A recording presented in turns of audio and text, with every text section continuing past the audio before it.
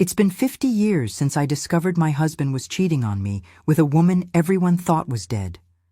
What I didn't know was that this would be just the beginning of the nightmare. Hello, my name is Dorothy Fields. I'm 78 years old today, and I'm going to tell you a story I've never had the courage to share until now. Before I begin, I'd like to ask you to like this video and subscribe if you haven't already. Also, please tell me in the comments where you're watching from. It's comforting to know that after keeping this pain inside for so long, I can finally share it with people who understand. It was 1973, and I was just 26 years old. We lived in Pine Creek, a town so small it barely appeared on maps. One of those places where everyone knows everyone, where gossip travels faster than rainwater.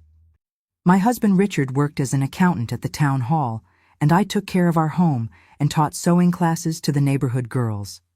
We had a simple life, but I felt blessed. I believed the love we shared was genuine, the kind that withstands time and difficulties. We met when I was only 17 at a church summer fair. Richard was 5 years older and had a calm way of speaking that enchanted me. We married after a year of dating, and my parents, who had passed away, would have been proud to see their daughter with such a respectable man. If only they knew what was to come. Our routine was the same every day. Richard left early for work and returned at 6 in the evening. We had dinner together, sometimes listened to the radio, and on Sundays we went to church. I dreamed of having children, but after 9 years of marriage they never came. The doctor said there was nothing wrong with me, but couldn't explain why. Over time, I learned to accept that it would be just the two of us. It was on a Tuesday in April when everything began to change. The sky was cloudy, and a light drizzle was falling when that old, noisy bus stopped in the town square. I was at Mr. Oswald's grocery store buying sugar to make a cake when I saw a woman get off.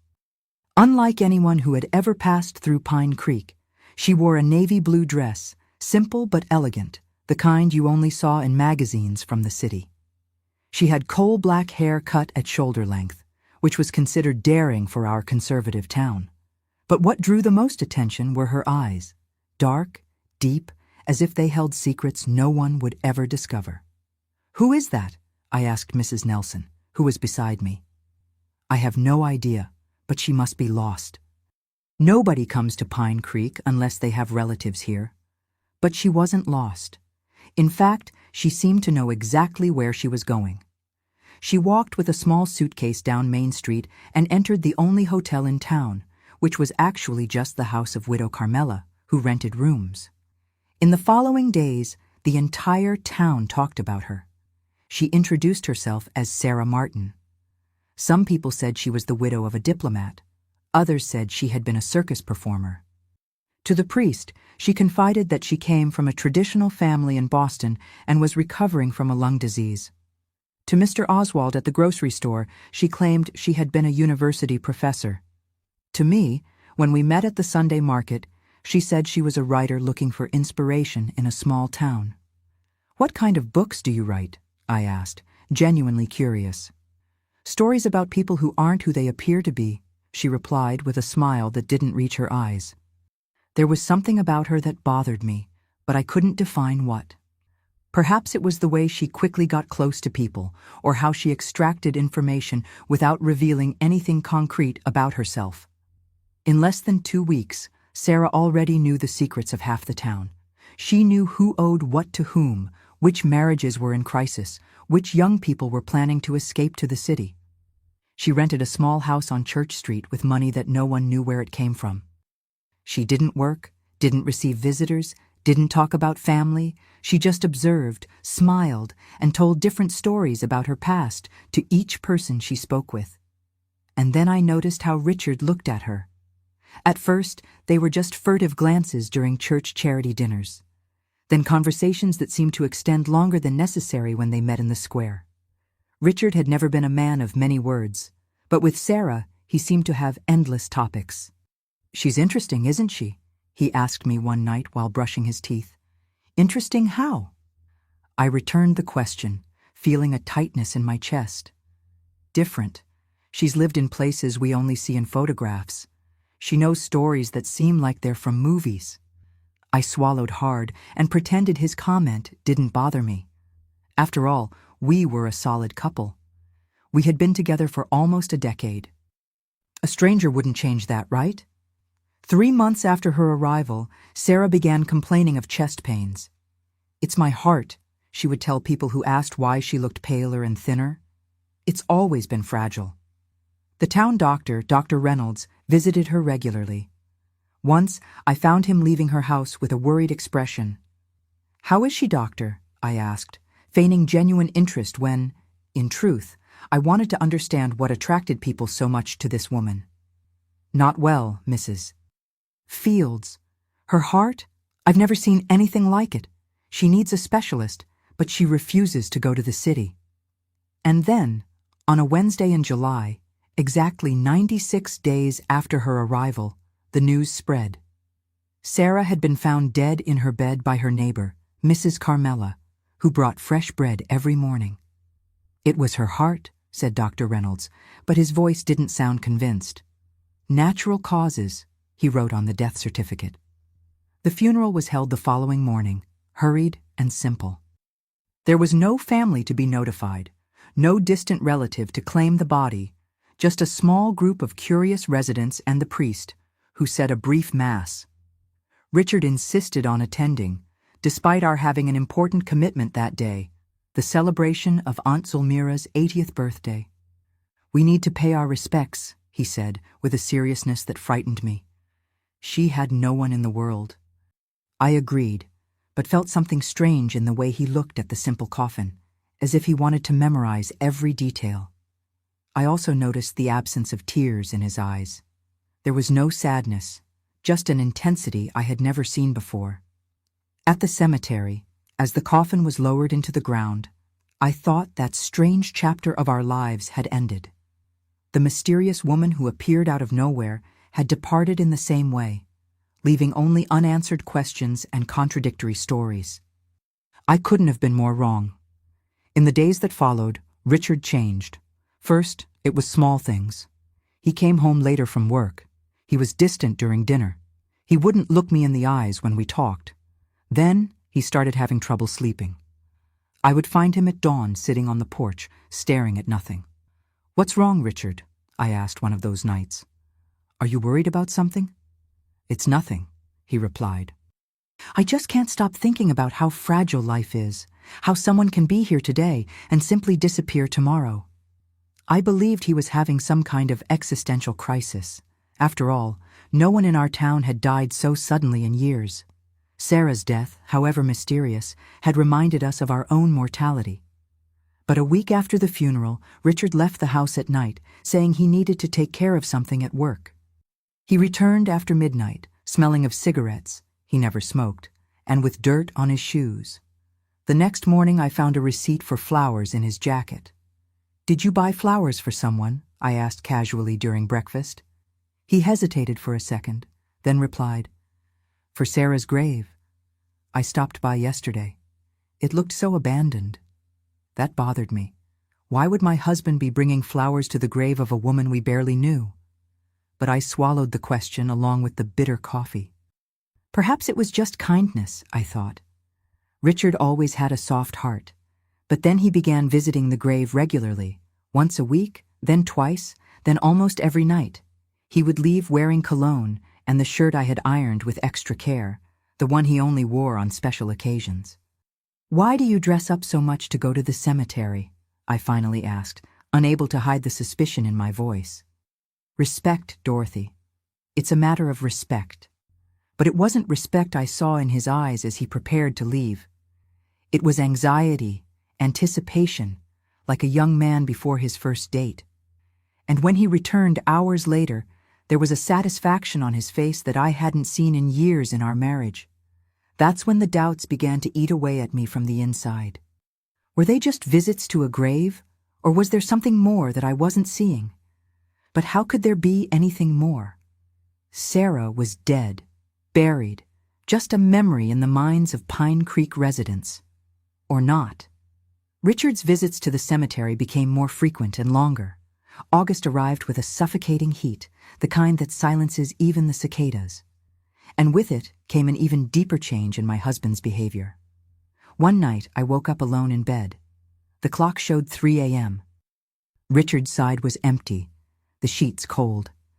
I got up, frightened, and walked through the house in the dim light. No sign of him. The car wasn't in the garage. A middle-of-the-night trip to visit a grave. It made no sense at all. I went back to bed, but sleep had already gone. I lay looking at the ceiling, feeling a knot in my throat that grew with each minute. When the sky began to lighten, I heard the car. I pretended to be asleep. I felt the mattress sink with his weight, and even with my eyes closed, I could smell the woman's perfume on his clothes. The same perfume Sarah used to wear. "Where were you?" I asked the next morning while serving his coffee. "I had insomnia. I went for a drive to clear my head." "Until 3 a.m.? He looked at me in surprise, perhaps not expecting that I knew the exact time of his absence. I ended up falling asleep in the car near the river. I needed to think. Think. That was always the excuse, but I knew there was more. The smell of perfume, the wrinkled clothes, the way he avoided my gaze. After almost 10 years of marriage, I knew every expression, every gesture, every silence. And everything told me that Richard was lying. In the days that followed, I began to notice other details. Objects that changed places in the house. A red lipstick I found fallen behind the sofa. I never wore red lipstick. A dark blue silk scarf under the car seat. Small clues that alone might not mean anything, but together formed a disturbing mosaic. "Richard, I need to ask you something," I said one night as he prepared for another of his outings. "What is it?" he replied, adjusting his tie in the mirror without looking at me. "Are you seeing someone else?" He stopped. For a moment, I saw his face in the reflection pale. Then, slowly, he turned to me with an expression that mixed surprise and indignation. "How can you think that, Dorothy? We've been together for almost 10 years. You're the only woman in my life." In that instant, I almost believed him. Almost. But there was something in his eyes, a fleeting shadow, that told me those words were empty. "Then why do you go out every night? Why do you come back smelling of perfume that isn't mine? Why did I find this in the car?" I showed him the blue scarf. He took it from my hands, examined it as if he had never seen it before. "It must be from some client at the office. Sometimes I give rides to people from town hall. You're imagining things, Dorothy." Maybe I was. Maybe the loneliness, the frustrated dream of being a mother, and Sarah's mysterious arrival and departure had affected my mind more than I admitted. I decided to give one more chance. Not to him, but to myself. I needed concrete evidence before making any accusations. The next morning, after Richard left for work, I went to the dresser where he kept his documents.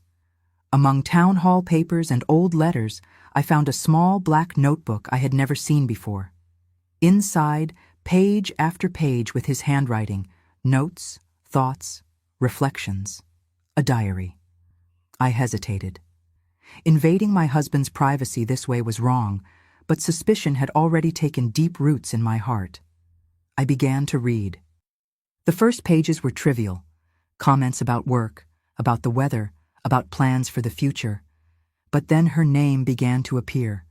Sarah, on each page, more frequent, more intimate.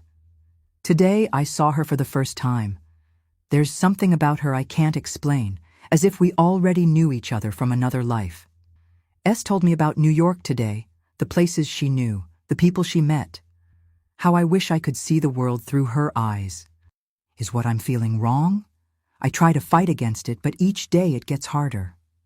My heart was beating so hard I thought it would burst from my chest. The last notes were from just a few weeks ago, after her supposed death. The plan is underway. If all goes well, soon we'll be together for real.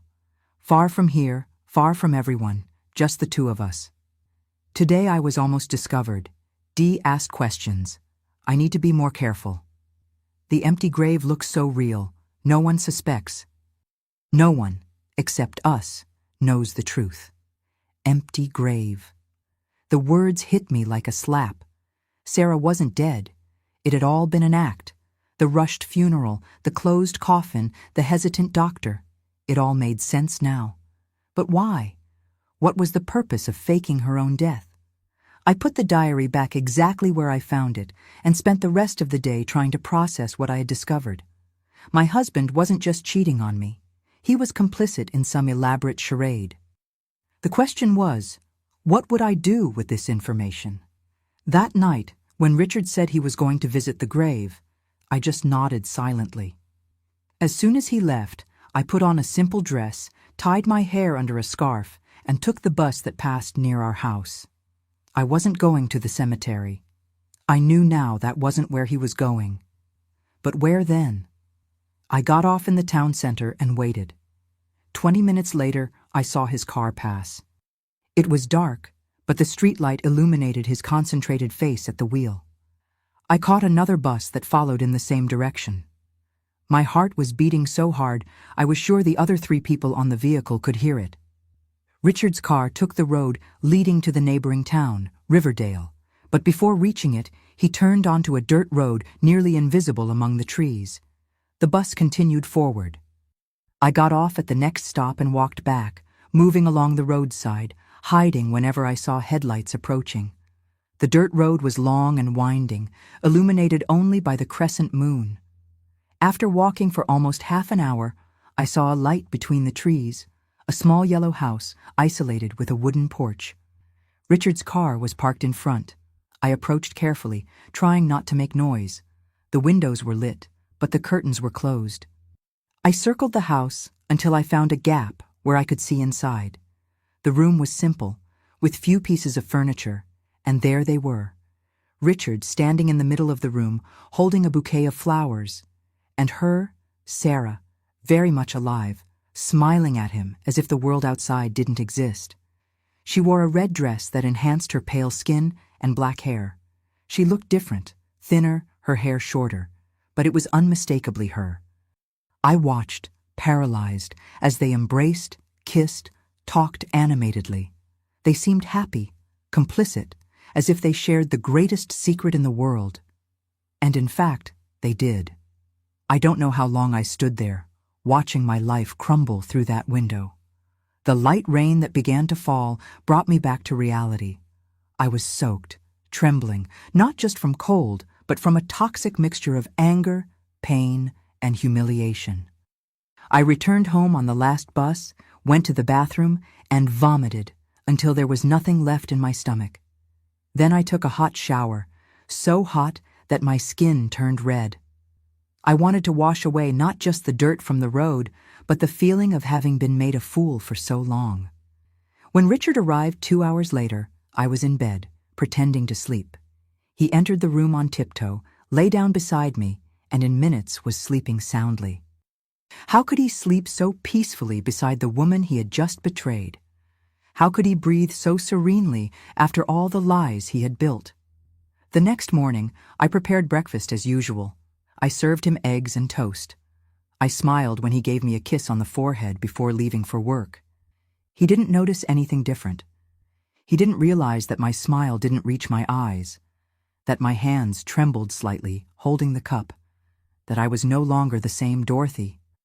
I spent the entire week like this, living a lie within his lie, observing him, studying him, trying to understand how it had come to this. At night, while he slept, I looked at his relaxed face and wondered, who is this man with whom I've shared my bed for almost 10 years? Did I ever really know him? The questions accumulated, but one certainty grew in my chest. I wouldn't be just another victim in this story. I wouldn't be the betrayed wife who cries silently while her husband has fun with his lover. I wouldn't be reduced to an object of pity for the neighbors, friends, the entire town. And so I began to plan. If Sarah could fake her own death and deceive an entire town, I could create my own version of the truth. If Richard could live a double life, I could show that I knew how to play this game too. First, I needed to better understand who Sarah really was. Not the mysterious woman who had enchanted our small town, but the real person behind the mask. And for that, I needed help. My childhood friend Judy worked at the telephone exchange. If there was someone who could discover information about a person without raising suspicions, it was her. One afternoon, while Richard was at work, I went to visit her. "Judy, I need to tell you something, but you have to promise it will stay just between us." She looked at me with concern. We had been friends since we were 7 years old. We had shared all our secrets, all our sorrows, all our joys. "Of course, Dorothy, you know you can trust me." And then I told her everything. Sarah's arrival, the changes in Richard, the fake death, the yellow house on the road to Riverdale. With each word, I saw Judy's eyes widen more. "My God, Dorothy, this sounds like something from a movie. Are you sure you're not imagining it?" "I'm absolutely sure. I saw it with my own eyes. And I need to find out who this woman really is, Judy. I need to know who I'm dealing with." Judy hesitated for a moment, then nodded. "I'll help you. But what do you plan to do when you find out?" I looked out the window, at the small square where children played under the watchful eye of their mothers, at the normal world that continued turning while mine collapsed. "I don't know yet, but I won't be just a victim in this story, Judy. That I promise." 3 days later, Judy appeared at my house with an envelope. Inside were newspaper clippings from distant towns. They all talked about a woman, sometimes called Sarah, sometimes Helen, sometimes Claire, who arrived in small communities, got close to married men, and then disappeared with money, jewelry, or documents. "She's a con artist, Dorothy. She's been doing this for years, changing her name, her appearance, but the method is always the same." I looked at the photos in the newspapers. In all of them, despite the differences in hair, makeup, posture, the eyes were the same, those dark, deep eyes that seemed to see through people. And what about the fake death? Has she done that before? At least twice that I could discover, in Oakwood and in Spring Hill. In both cases, she disappeared with money from the town hall. It seems she has a contact who produces fake death certificates. Fake death certificates. Richard worked at the town hall, had access to official documents. Was he that contact, or was he just another victim of her scam? Thank you, Judy. You don't know how much this means to me. And now? What are you going to do? I looked again at the newspaper clippings, at the faces of the people who had been deceived by Sarah before me. Men, women, entire families destroyed by her passage. I'm going to do what they should have done. I'm going to reclaim my dignity. After discovering Sarah's true nature, I felt as if a veil had been removed from my eyes. Suddenly, small details that didn't make sense before fit together like pieces of a macabre puzzle. Richard's night outings, the increasingly elaborate lies, the money missing from our bank account, everything pointed to a devastating conclusion. My husband wasn't just a man in love with another woman, but a conscious accomplice in her scams. It was late August 1973, and the suffocating heat seemed to reflect the fire growing within me. It wasn't just anger or jealousy, it was a deep indignation, a feeling of having been not just betrayed, but ridiculed. While the entire town believed in the tragic death of the mysterious outsider, she and my husband laughed at our naivety in their little yellow house on the road to Riverdale. One afternoon, while cleaning Richard's home office, I found a locked metal box at the bottom of a drawer. The key was hidden inside a book on the shelf. The Great Gatsby, the novel about betrayal he had given me as a gift on our 5th wedding anniversary. The irony was almost painful. Inside the box, I found what I was looking for. Town hall documents with the official letterhead, blank papers signed by the town doctor, who I later discovered had a gambling debt to Richard, and a considerable amount of money. But what really left me speechless was a handwritten letter with the delicate handwriting I already knew from notes found in the car. My dear R, everything is ready for our departure. The money from the town hall account will be transferred next week. When everything is complete, we'll take the train to Chicago and from there to Canada, where no one knows us. I know it's difficult to leave everything behind, but think about the life we'll have together, away from this suffocating place. As for Dee, don't worry. She'll find her way, as she always has. You yourself said she's strong, stronger than she appears. Perhaps we're doing her a favor, freeing her from a marriage that no longer has love. 3 days after the transfer, I'll be waiting at the usual place. Don't be late, my love. Our new life awaits.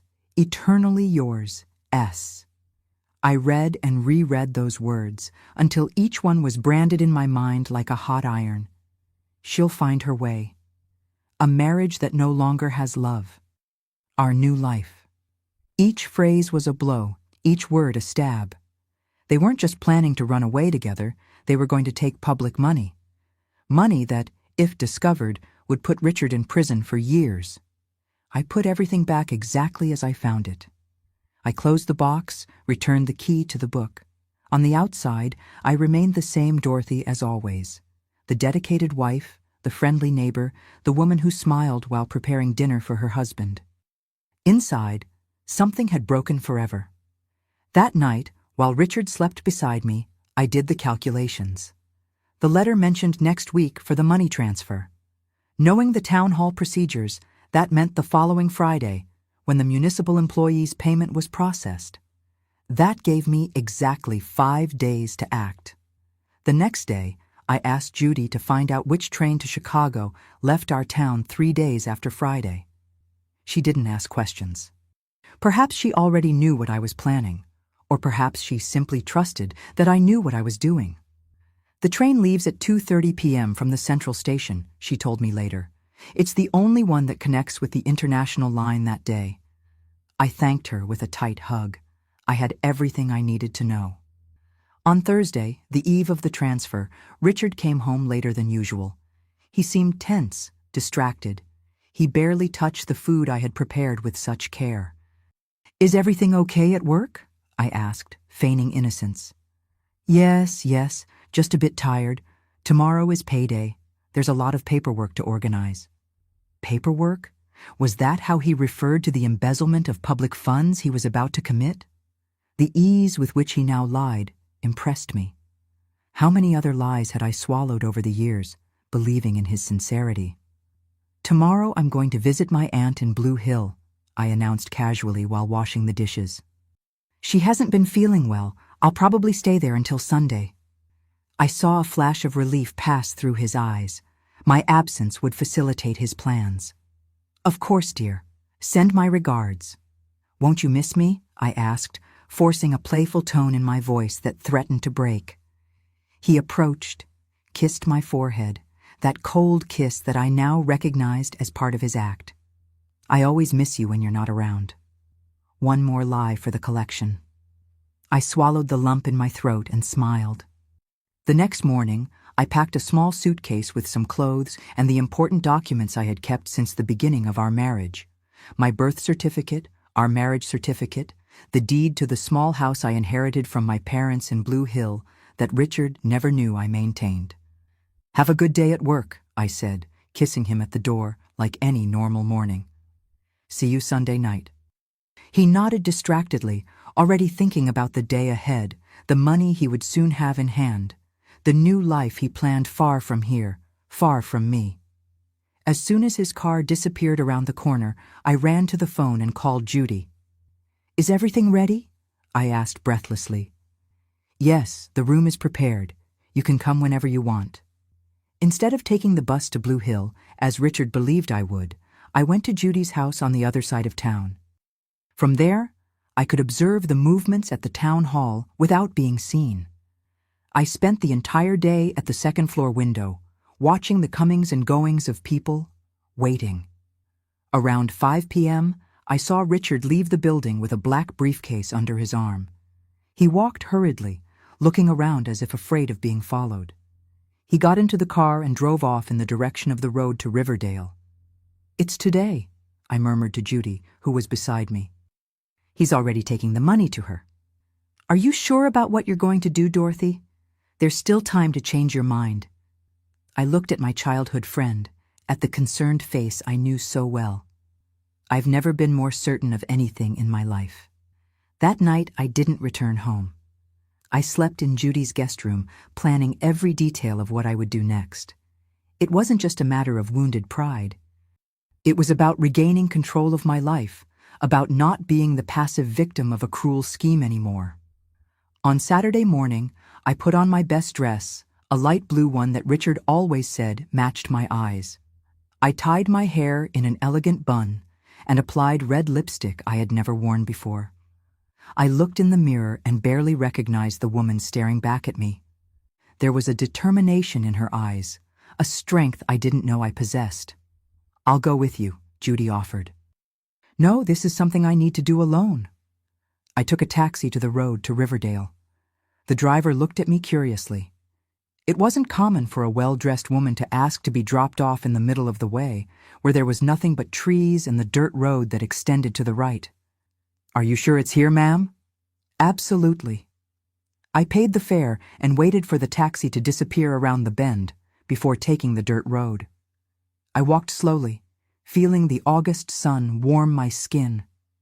I wasn't in a hurry. Each step brought me closer to the moment that would change everything. When I finally spotted the yellow house, I paused for a moment to calm my breathing. Richard's car was parked in front, along with another I didn't recognize, probably rented by Sarah for the escape. The house seemed quiet, the curtains closed against the strong sun. I climbed the porch steps with determined steps and knocked on the door. No one answered. I knocked again, harder. I heard movements inside the house, whispered voices, hurried footsteps. Finally, the door opened, and there she was, Sarah, wearing a red dress and with her hair tied in a ponytail. For a moment, she seemed not to recognize me. Then her eyes widened in shock. "Dorothy, what are you doing here?" "I came to visit my husband," I replied calmly, entering the house without waiting for an invitation. "He is home, isn't he?" The room was a mess. Open suitcases, scattered clothes, documents on the table, preparations for a hasty departure. Richard came out of the back room, pale as a ghost when he saw me. "Dorothy, weren't you in Blue Hill?" "Clearly not," I replied, looking around. "Seems I interrupted something. Are you moving?" The silence that followed was so dense I could almost touch it. Richard and Sarah exchanged glances, trying to decide how to handle this unexpected situation. "Dorothy, I can explain," Richard began, using that conciliatory tone that always worked with me. "You don't need to. I already understand everything. The fake death, the secret meetings, the town hall money, very creative, I must admit." I saw the shock on their faces. They didn't expect me to know so much. "How?" Sarah began, but I interrupted. "How did I find out? Does that matter? What matters is that I know exactly who you are, Sarah. Or should I say Helen, or Claire, so many names, so many towns, so many victims." She took a step back, as if she had been slapped. "I don't know what you're talking about." "Oakwood, Spring Hill, and now Pine Creek. Always the same trick, isn't it? Seduce a man with access to money, fake your own death to escape possible suspicions, and then flee with him and the money to the next scam." Richard was looking at me as if he had never seen me before. Perhaps he never had. He had never seen the real Dorothy, the woman who now stood before him, without fear, without submission. "The train to Chicago leaves tomorrow at 2:30 p.m., I continued. "From there to Canada, where no one knows you. A new life away from this suffocating place, as you wrote in your letter." "You went through my things?" Richard finally found his voice, indignation replacing the initial shock. I laughed, a laugh that surprised even myself, bitter, cold, humorless. "That's what worries you? That I went through your things? Not the fact that you're about to steal public money? Not the fact that you're betraying your wife of 10 years?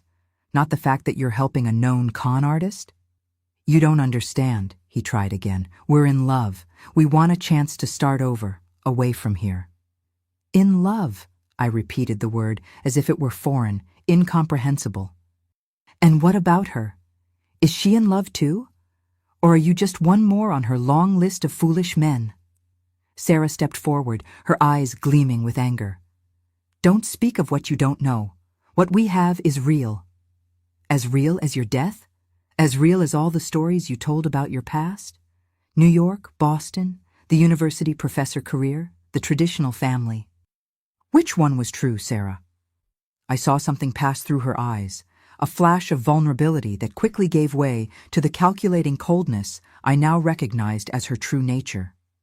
What do you want, Dorothy? Money? Is that it? Do you want your share?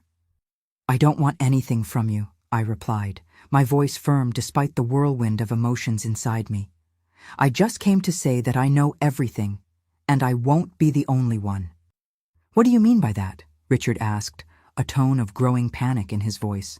That your story, the true story, is recorded and sealed in an envelope that will be delivered to Sheriff Sullivan tomorrow at 10 a.m. unless I call to stop it. All the details, the fake death certificate, the embezzled money, the previous scams in other towns. It was a bluff, of course.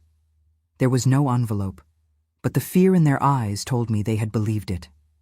You wouldn't do that, Richard stammered. I would go to jail. Yes, you would. Deservedly so.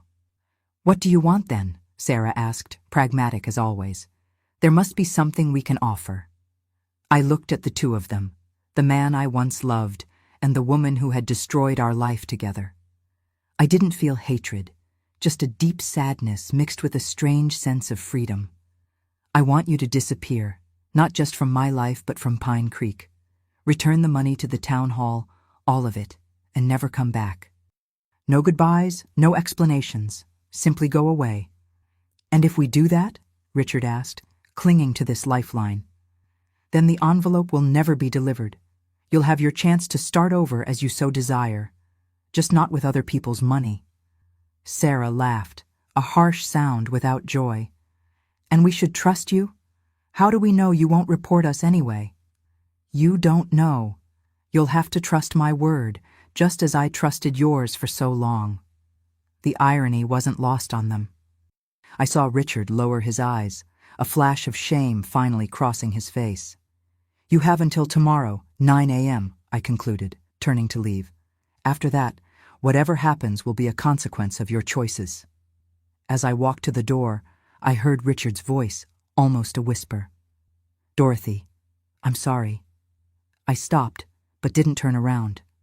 Sarah is much more alive than you ever were. That's what you once told me, remember? Well, now you're going to discover how alive I can be. And with those words, I left the yellow house, leaving behind the man who had broken my heart and the woman who had helped open my eyes. I returned to Pine Creek late that afternoon, feeling strangely light. The taxi dropped me off in the town square, where some children were still playing under the watchful eye of their mothers. No one gave me a second look. I was still just Dorothy, the wife of the town hall accountant, the discreet woman who gave sewing lessons. Little did they know that the Dorothy who returned was not the same one who had left. Instead of going home, I went directly to Judy's house. She was waiting for me on the porch, her face tense with worry. So? She asked as soon as I entered. It's done, I replied simply. That night I told her everything in detail. The confrontation, the ultimatum, the expressions of Richard and Sarah when they realized I knew everything. Judy listened in silence, nodding occasionally, her eyes never leaving mine. Do you really think they'll return the money and leave? She asked when I finished. I don't know, but I gave them a choice, something they never gave me. I slept at Judy's house again, a deep and dreamless sleep like I hadn't had in months. When I woke up the next morning, the sun was already high. What time is it? I asked, sitting up suddenly in bed. Almost 10, Judy replied, entering the room with a cup of coffee. You slept like a rock. 10 o'clock. My ultimatum had expired an hour ago. Had Richard and Sarah fulfilled their part of the agreement? Or were they at this moment fleeing with the town hall money, laughing at my naivety in believing that my bluff would be enough to stop them? I need to go to the town hall, I said, getting up hurriedly. It's Sunday, Dorothy. There's nobody there. Exactly. Half an hour later, we were standing in front of the town hall building, a white colonial mansion with blue windows that dominated one side of the main square. As expected, it was closed, the windows locked, the courtyard empty. And now, Judy asked, we don't have the key. We don't need to enter. We just need to wait. We sat on a bench in the square from where we could observe the main entrance of the town hall. The day was hot, typical of August, and the square was almost deserted, being Sunday morning. Most residents were at the 10 o'clock mass. At 11:30, an unfamiliar car parked in front of the town hall. A man got out. It wasn't Richard, but I recognized Dr. Reynolds, the town doctor. He looked nervously around before approaching the main door with a key in his hand. "Let's go," I whispered to Judy, rising from the bench. We crossed the square quickly, reaching Dr. Reynolds before he could open the door. "Dr. Reynolds?" I called, my voice calmer than I felt inside. He turned, startled. When he saw me, his face paled. "Mrs. Fields, what are you doing here?" "Probably the same as you, checking if a certain deposit was made." His eyes widened in shock. "I don't know what you're talking about," he tried, but his voice trembled. "I think you do. And I think we're here for the same reason. So why don't we go in together?" He hesitated, looking from me to Judy and back to me, as if evaluating his options. Finally, with a defeated sigh, he unlocked the door. The interior of the town hall was cool and silent, the echo of our steps reverberating through the empty corridors. We followed Dr. Reynolds to the upper floor, where the treasurer's office and the municipal safe were located. "They told me you knew, Dr. C." Reynolds murmured as he opened the door with another key. "They said they had an agreement." "And we do. They return the money, I keep quiet." The treasurer's office was small and austere, a desk, some files, and in the corner, a safe built into the wall. Dr. Reynolds approached it, turned the dial several times, and the heavy metal door opened. Inside were several organized stacks of money, documents, and some small valuable objects. Dr. Reynolds pointed to a thick envelope on top of one of the piles. "It's all there. They asked me to check and then close the safe as if nothing had happened." "And the fake death certificate?" He swallowed hard, clearly uncomfortable. "They also left this." He extended another, thinner envelope. "It's a letter confessing that I collaborated. They said you would know what to do with it." I took the envelope, feeling its insignificant weight in my hands. A piece of paper that could destroy a man's career and life. "Why did you do this, Doctor? Why did you help with that whole charade?" Dr. Reynolds lowered his eyes, the shame visible in every line of his face. "Gambling debts. Richard found out somehow, and he offered to settle everything if I helped. It was just signing a paper. I thought it wouldn't hurt anyone. But it did. I know that now, and I'm ready to face the consequences if that's what you decide." I looked at the envelope in my hands, then at the broken man in front of me. Dr. Reynolds wasn't a bad man. He was weak, perhaps easily manipulated, but not cruel. And in the end, he had done the right thing, coming to return the money as promised. "We all make mistakes, Doctor," I said finally, tearing the envelope into small pieces. "The important thing is how we choose to correct them." The relief on his face was immediate and profound. "Thank you, Mrs. Fields. I don't know how—" "Don't thank me. Just make sure this never happens again." After confirming that all the money was indeed in the safe, we left the town hall as discreetly as we had entered. Dr. Reynolds left in his car, and Judy and I walked back to her house in silence. "What are you going to do now?" she asked when we were sitting on the porch, drinking lemonade to alleviate the midday heat. "Now," I replied, watching the slow movement of the town on the lazy Sunday, "I'm going to disappear." The next morning, Monday, I did exactly what I had planned. I left the house before Richard woke up, leaving only a simple note on the kitchen table. "I know you fulfilled your part of the agreement. Now I'm fulfilling mine. Don't look for me." I took the 7 o'clock bus to Blue Hill, where the small house I inherited from my parents awaited me, closed for years but still mine. I brought only a suitcase with essential clothes and the important documents I had already set aside. The rest could stay behind, along with the life that was no longer mine. The house in Blue Hill was simple but welcoming. 2 bedrooms, a small living room, kitchen, and a backyard with a cherry tree that my father had planted when I was born.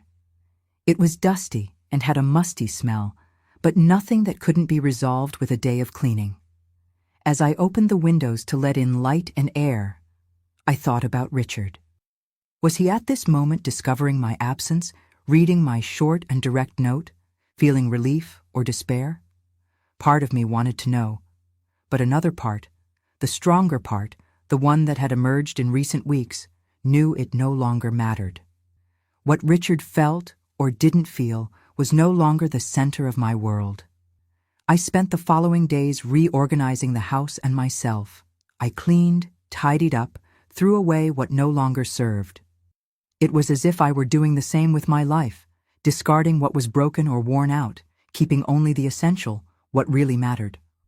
On the third day, the neighbor next door, Mrs. Gertrude, knocked on the door with a still warm cornbread. "I heard you had returned," she said with a frank smile. "Welcome back, child." Child.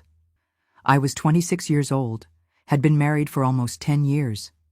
But for Mrs. Gertrude, who had known my parents and watched me grow up, I would always be little Dorothy. "Thank you, Mrs. Gertrude.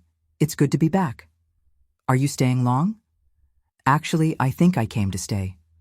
She looked at me curiously, but didn't ask more questions. In Blue Hill, unlike Pine Creek, people respected others' space. If I wanted to tell my story, I would do so in my own time. A week after my departure, Judy came to visit. She brought with her not only news from Pine Creek, but also my sewing machine and some fabrics I had left behind. "Richard is desperate," she told me, as we had coffee on the porch. "He went to the police station, searched hospitals, asked about you at every house in town. No one knows where you are, except me, and I don't intend to tell." And Sarah disappeared completely. Some say they saw her boarding the train to Chicago alone, but no one is sure. It's as if she never existed. I nodded, not surprised. Sarah was an expert at appearing and disappearing without leaving traces. It was her modus operandi, after all. And the town hall money? Did anyone discover anything? No. Everything seems normal. Whatever you did, it worked. I looked at my friend, feeling a wave of gratitude for her unwavering loyalty. I didn't do anything but give them a choice. In the days that followed, I began to make plans for my future in Blue Hill. The house needed repairs, and my savings wouldn't last forever. I needed to find a way to earn money. That's when I remembered the sewing classes I used to give in Pine Creek. I had always had a knack with needle and thread, and the young women in town came to me to learn how to make their own dresses, curtains, tablecloths. Why not do the same here? I put a small ad in the local grocery store. Sewing classes and custom clothing. Ask for Mrs. Dorothy at 17 Acacia Street. At first, only 2 curious young women came, then 3 more. By the 3rd week, I had a group of 10 students of different ages, all eager to learn the craft that could give them independence. As I taught them how to hem, sew on buttons, take measurements, I felt useful in a way I hadn't felt in years. I was no longer just Richard's wife, the woman whose identity was tied to her husband. I was Dorothy, the seamstress, the teacher, the woman who had rebuilt her life with her own hands. A month after my arrival, I received a letter from Richard. I immediately recognized his handwriting on the envelope. For a moment, I considered throwing it away without opening it, but something inside me, curiosity perhaps, or just the need for closure, made me tear the seal. "Dear Dorothy, I don't know if this letter will reach you, but I have to try. I looked for you everywhere I could think of, until Judy finally, after much insistence, told me you were well, but she didn't tell me where. I want you to know that I fulfilled my part of the agreement. The money was returned in full, and Sarah, she's gone. Where to? I don't know, nor do I want to know. The spell she cast over me seems to have broken the moment you entered that house and confronted us with the truth. I would like to say I was deceived, manipulated, that I didn't know what I was doing, but that would be one more lie, and I've told too many lies already. The truth is that I was weak, selfish, and foolish. I let myself be carried away by promises of a different life, of emotions that our marriage in its comfortable routine no longer provided. I'm not asking for forgiveness. I know I don't deserve it. I just wanted you to know that I'm sorry. not just for what I did, but for what I failed to do, value the extraordinary woman I was lucky enough to marry. Wherever you are, I hope you found the peace and happiness you deserve. Always yours, Richard. I read the letter 3 times, trying to feel something. Anger, sadness, any emotion that would tell me these words still had power over me. But all I felt was a strange sense of closure, as if a long and painful chapter of a book had finally come to an end. I carefully folded the letter and put it in the dresser drawer along with other documents from the past. I didn't respond. There was nothing to say that hadn't already been said in that yellow house on the day I finally found my voice. 2 weeks later, I received another unexpected visit. It was Dr. Reynolds, the doctor from Pine Creek, looking nervous and out of place on my porch. "Mrs. Fields," he began, hat in hand, "I hope I'm not bothering you." "Not at all, doctor. What brings you to Blue Hill?" "I came to bring news that I thought you would like to know." I invited him in and offered coffee, which he accepted gratefully. Sitting at the kitchen table, he finally revealed the reason for his visit. Richard left Pine Creek yesterday. He resigned from the town hall and departed on the morning train. He said he was going to start over somewhere where no one knew him. The news didn't surprise me as much as it might have. Pine Creek was too small to contain Richard's secrets and shame. "Thank you for letting me know, doctor, but I confess I don't know how this affects me now." He nodded understandingly. "I imagined you would say that, but there's more. Before leaving, he asked me to deliver this to you, if I ever discovered your whereabouts." He handed me a thick envelope. Inside, I found legal papers. Richard had transferred to my name the house in Pine Creek, the car, and a considerable amount of money he kept in a bank account I didn't know about. "He said it was the least he could do," Dr. Reynolds explained. "He said he didn't deserve anything of what you had built together." I looked at the documents, feeling a mixture of emotions I couldn't name. It wasn't money I wanted from Richard. It never was. But there was something symbolically just about that final gesture. "What do you plan to do?" Dr. Reynolds asked. I looked around at the small sunlit kitchen, at the backyard where the cherry tree was beginning to bloom, at the table where my students gathered every afternoon to learn a craft that would give them independence. "I'm going to continue living, Doctor." That's what we always do in the end. When Dr. Reynolds left, I stayed on the porch watching the sunset paint the sky orange and pink. I thought about Pine Creek, about Richard, about Sarah, about all the pain and betrayal that had brought me here. And for the first time, I felt nothing but gratitude, because without that pain, I would never have discovered my own strength. I would never have learned that I could lose everything, husband, home, status, security, and still survive. Not just survive, but rebuild. Not just rebuild, but flourish. Like the cherry tree my father planted, whose deep roots kept it firm even in the most violent storms. I too had roots. Roots that Richard, Sarah, and all the others couldn't see. But that sustained me when everything else collapsed. And so it was, on that porch in Blue Hill, at 26 years old, that I truly began to live. Not as someone's wife, not as the victim of a deception, but as Dorothy. Just Dorothy, whole in herself. 50 years have passed since those days in Blue Hill. Half a century since I chose to be reborn from the ashes of a marriage destroyed by lies. That young 26-year-old Dorothy, betrayed and humiliated, became the woman I am today. A 78-year-old lady with wrinkles that tell stories, hands calloused from work with needle and thread, and a heart that learned that the deepest wounds, when healed, can transform into the source of our greatest strength. The first years in Blue Hill were of silent reconstruction. My sewing classes prospered beyond what I could have imagined. What began with a few curious young women transformed into an informal school that attracted women from all neighboring towns. I taught them more than just sewing. I taught them that their dreams could be woven with their own hands, that independence was a dress that fit everyone. In 1975, 2 years after my arrival, I used the money Richard had left me to buy an empty store on Main Street. I painted the facade light blue, installed large windows so natural light would flood the interior, and hung a simple sign, Dorothy's Atelier, Fashion and Sewing. It was a clear risk. The women of Blue Hill and surroundings weren't accustomed to buying custom-made clothes. Most sewed at home or used ready-made pieces from the larger stores in the city. But there was something about the idea of unique pieces created especially for each body, each personality, that captured their imagination. It started with party dresses, graduations, weddings, important birthdays.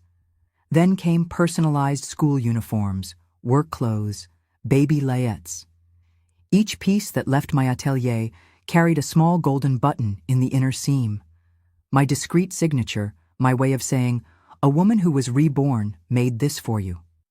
In 1977, I hired my first employees, 3 former students who had stood out not just for their talent with the needle, but for their dedication to the craft. We pooled our savings and bought industrial sewing machines, which allowed us to increase production without sacrificing quality. For the first time, I saw myself not just as a craftswoman, but as a businesswoman. It was during this time that I met Michael, a 40-year-old widower who had a carpentry shop across the street. He made the special hangers for the atelier, the wooden mannequins, the shelves that displayed our imported fabrics. At first, our relationship was strictly professional, punctuated by brief conversations about the weather or town events. But then, on a rainy June afternoon, he appeared at the atelier after closing time. I was alone doing the day's accounting when I heard the soft knock on the door.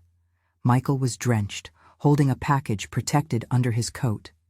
"Sorry to show up like this," he said, raindrops running down his face. "But I finished this today and thought you might like to see it." The package contained a sewing box, the most beautiful I had ever seen, made of 3 different types of wood with compartments perfectly sized for spools, needles, scissors, and buttons, and a lid with my name carved in delicate letters. "It's extraordinary," I murmured, running my fingers over the carving. "Like you," he replied, and then, seeming embarrassed by his own boldness, added, "Your work, I mean. What you do with fabrics and threads is extraordinary." I invited him for coffee to dry off and warm up before going home. 1 coffee became 2, and the conversation extended into the night. We talked about our childhoods, our passion for crafts, the dreams we still had. He told me about his wife, Mary, who had died of pneumonia 5 years earlier, leaving him with a 12-year-old son. I told him about Richard. Not all the sordid details, but enough for him to understand that I too carried scars. "I think we all break at some point," he said, looking at his hands calloused from working with wood. "The question is, with what glue do we choose to mend ourselves?" That night was the beginning of something I hadn't planned, hadn't sought, but that blossomed naturally, like the cherry tree in the yard. Michael and I became friends, then confidants, and finally, very slowly, something more. Our romance was discreet, respectful, built on a foundation of mutual admiration and shared understanding of the pain of loss. His son, Peter, initially looked at me with suspicion, which was understandable. Loyalty to a mother he barely remembered manifested as resistance to any woman who might take her place. I didn't try to force a connection. I didn't try to be a substitute. Instead, I invited him to the atelier. I showed him how the sewing machines worked. I taught him to distinguish different types of fabric just by touch. To my surprise, he was interested. He had an eye for colors and patterns, an aesthetic sensitivity he had inherited from his mother, who had been an amateur painter. At 15, Peter was already designing models that we incorporated into our collections. At 17, I convinced him to enroll in a fashion design course in the city. Michael and I married in 1980 in a simple ceremony in my house's garden, our house now. It wasn't an impulsive decision. At 33, I was no longer the naive young woman who had married Richard. I knew the value of independence, the price of broken trust. Michael, at 43, also brought his own life lessons. Our love wasn't an intense, consuming flame, but a steady ember that warmed without burning. "I'm not looking for someone to complete my life," I told him the night I accepted his proposal. "My life is already complete. I'm looking for someone to share it with." "That's exactly what I want to offer," he replied. a sharing, not a fusion. In the years that followed, the atelier grew to become a reference in the region.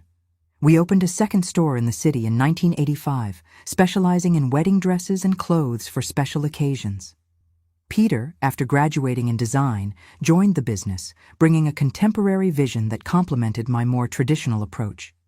In 1989, when Blue Hill celebrated its centennial, I was invited to create the costumes for the historical parade, a recognition of the impact my work had had on the community. 50 models paraded down Main Avenue, each representing a decade of the town's history, each created in my atelier. It was during the preparations for this celebration that I received an unexpected letter. The envelope had a foreign stamp, Uruguay, and the handwriting was unfamiliar. Inside, I found 2 pages of thin paper covered by a delicate feminine handwriting. Dear Mrs. Fields, my name is Eliza Mendez, and until recently, I was known as Sarah Martin. I don't expect your forgiveness, nor do I intend to justify what I did to you and to so many others over the years. I am writing because, after a life of deceiving and manipulating, I recently found myself confronted with my own mortality in a way I cannot fake or escape. I've been diagnosed with terminal cancer. The doctors give me 6 months at most. It's strange how the prospect of true death makes us reflect on the deaths we've faked. I want you to know that after leaving Pine Creek, I continued my path of destruction for a few more years.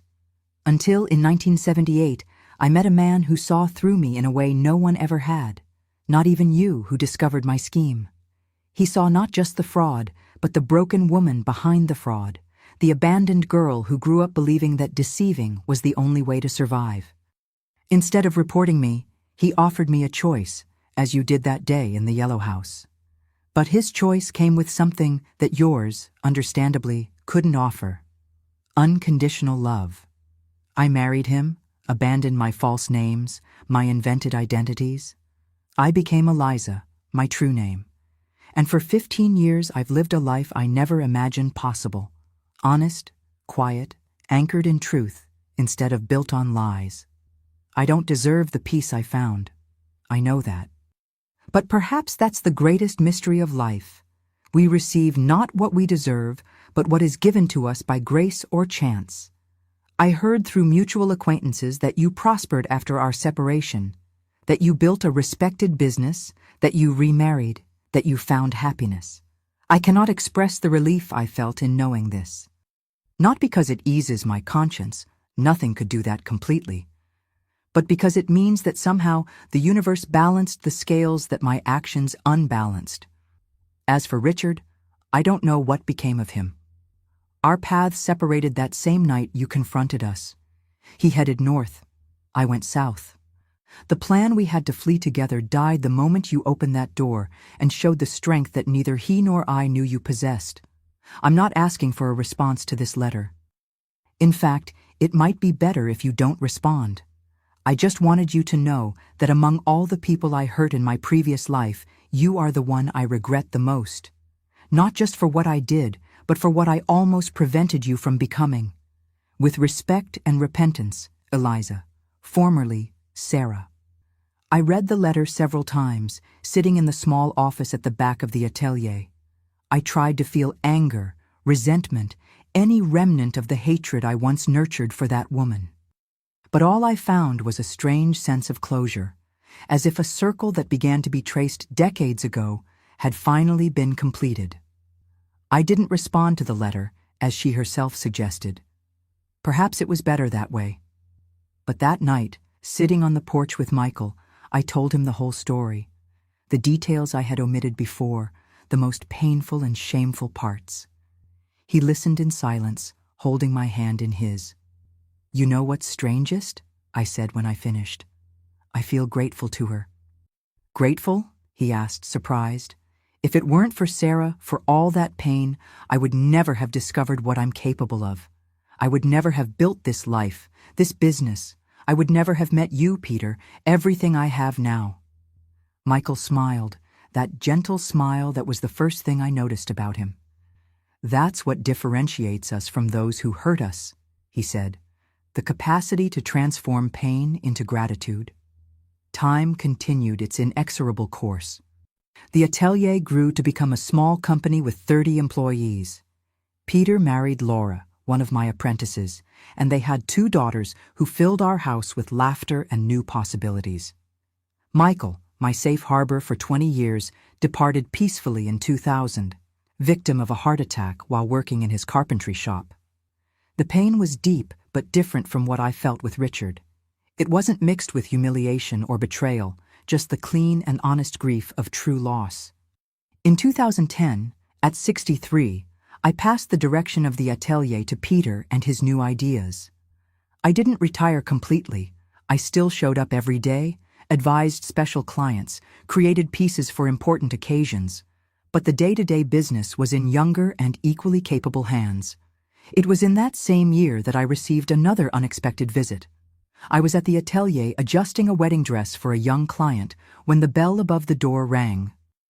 An elderly man entered, leaning on a cane, his hair completely white, his face marked by time, but still recognizable. Richard. Almost 4 decades had passed since our last encounter.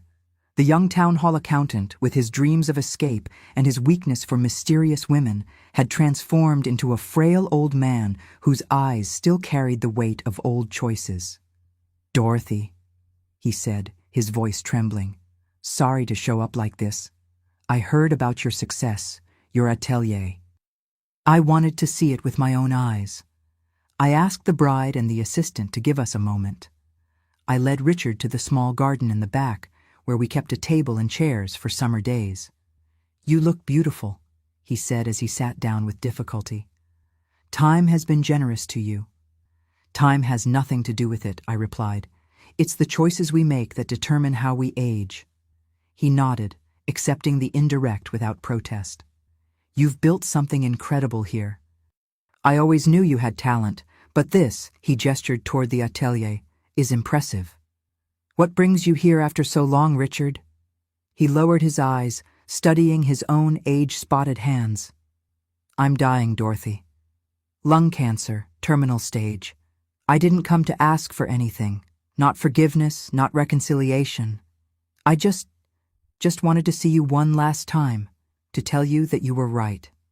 "Right about what?" "About everything. About being more alive than I ever imagined. About rebuilding your life from nothing. About being strong when it seemed impossible." I looked at that broken man, not by disease but by the weight of his own choices, and felt a wave of compassion I hadn't expected. "What happened to you, Richard, after Pine Creek?" He then told me about the years that followed our separation, how he wandered from town to town, working temporary jobs, never really settling anywhere, how he married twice more, but never found the stability we had. How in the last 15 years he had worked as an accountant in a small factory in Chicago, living a modest and anonymous life. "I never found another Sarah, thank God," he said with a sad smile. "But I also never found another Dorothy." When he finished his story, we sat in silence for a long moment, only the sound of birds and the distant buzz of the atelier filling the air. "You know what's ironic?" I finally said. "That betrayal, all that pain, was the best thing that could have happened to me." "How so?" "It forced me to find a strength I didn't know I had. It taught me that I could lose everything, husband, security, status, and still survive. Not just survive, but thrive." Richard nodded slowly. "I always suspected that in the end, even without wanting to, I had liberated you instead of destroying you." I offered him tea, which he accepted with gratitude. We talked for another hour, not as ex-husband and ex-wife, not as betrayer and betrayed, but as 2 travelers who had traveled very different paths and now met briefly to share road stories. When he rose to leave, leaning heavily on his cane, I asked, "Did you ever see her again? Sarah?" "No," he replied, looking at the horizon. "But I received a letter from her many years ago from Uruguay. She was dying too." I didn't tell him that I had also received a letter. Some coincidences are better kept as personal mysteries. Richard died 3 months later. I found out through an obituary in a city newspaper that Peter used to read. I didn't go to the funeral. There was no reason to. Our story had ended decades before in that yellow house by the roadside. And now, at 78, sitting on this porch, looking at the atelier I built, at the trees I planted, at the life I wove with my own hands, I can finally tell this story without pain accompanying every word. Time doesn't heal all wounds, as they say, but it teaches us to carry our scars with dignity. If Richard and Sarah taught me anything, it was this: that sometimes we need to lose everything to discover who we really are. That the most painful betrayal can be the gateway to the deepest freedom. That in the end, no one can break us completely unless we give them the pieces of ourselves. And so, dear viewers, I end my story, not with tears or resentment, but with the wisdom of someone who learned that our capacity to be reborn from the ashes is greater than any fire others may light in our path. If you liked my story, please don't forget to like this video and subscribe to. I would love to know where you're watching from, so leave your city in the comments. And if you have a story of overcoming to share, I'll be happy to read it. Thank you for listening to me today, for allowing this old lady to share such an intimate piece of her life with you. Until the next story.